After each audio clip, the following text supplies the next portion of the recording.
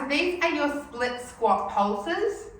Essentially what that means is we're coming into a split squat, which is 1 foot forward, 1 foot back, coming down, and then we're going to pulse in our bottom position. So let's go over very quickly our stance for our split squat. So I want you to imagine you're on 2 train tracks, and then you're going to take 1 foot forward. You're going to stay on those train tracks.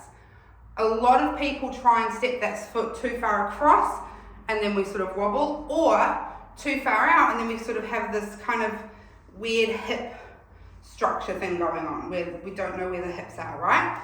So train tracks, nice parallel position, step the foot directly forward, fairly big step. And this can sort of be dependent on how you're feeling through your pelvis as well. And if you are someone that has SIJ issues or pelvic pain, I want you to keep a narrower stance for now. If you're someone that feels like you feel really restricted when you do single leg work, you can try for a little bit wider through there. This is kind of your neutral position that I want you to start in, and then go from there. Find a position that feels good for you, as long as you're on those lovely train tracks. The next thing we need to think about whenever we're doing any sort of split squat lunge position is our hip direction, all right? We don't want this moving as we go, right? We want it to stay very straight. Think about, I like to say 2 headlights, like you're a car, boom, boom, the headlights are there, and they need to keep facing forward. This knee is gonna travel forward.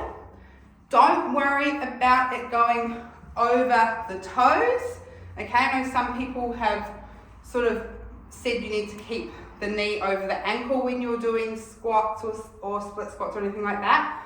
Please don't worry about that too much.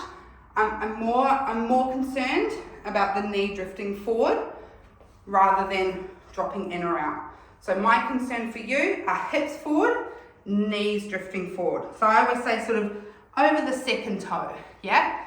Not over the big toe, but over the second toe, so we're getting those legs working. Now, let's go into our split squat pulses.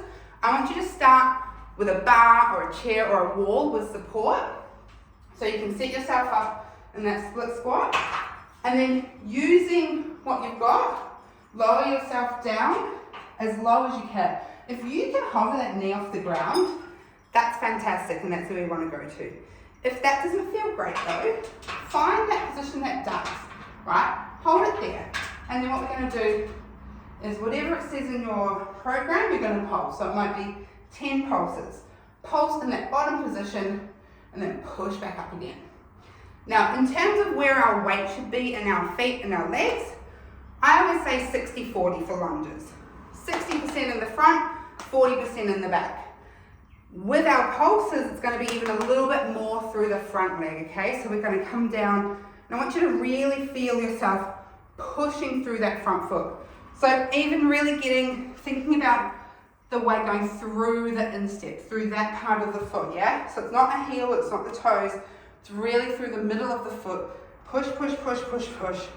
Beautiful little pulse, and push up on that front foot. So we're really trying to work that front foot.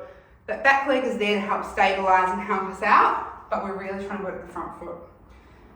The last thing I want you to think about when you're doing your split squat pulses, try saying that 10 times, is your arch, is your foot arch. So we want to see the squish.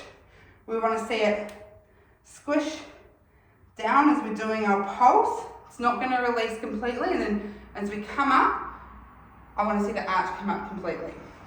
So I'm just going to come a little bit closer so you can see that. Seeing here when we're pulsing, this is what we're seeing when we're pulsing. See how the arch is sort of quite flat.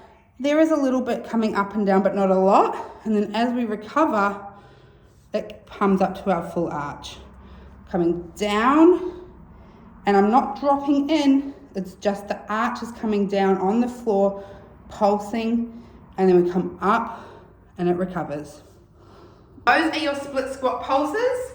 Have a look at how many you have to do in your program, and that is those.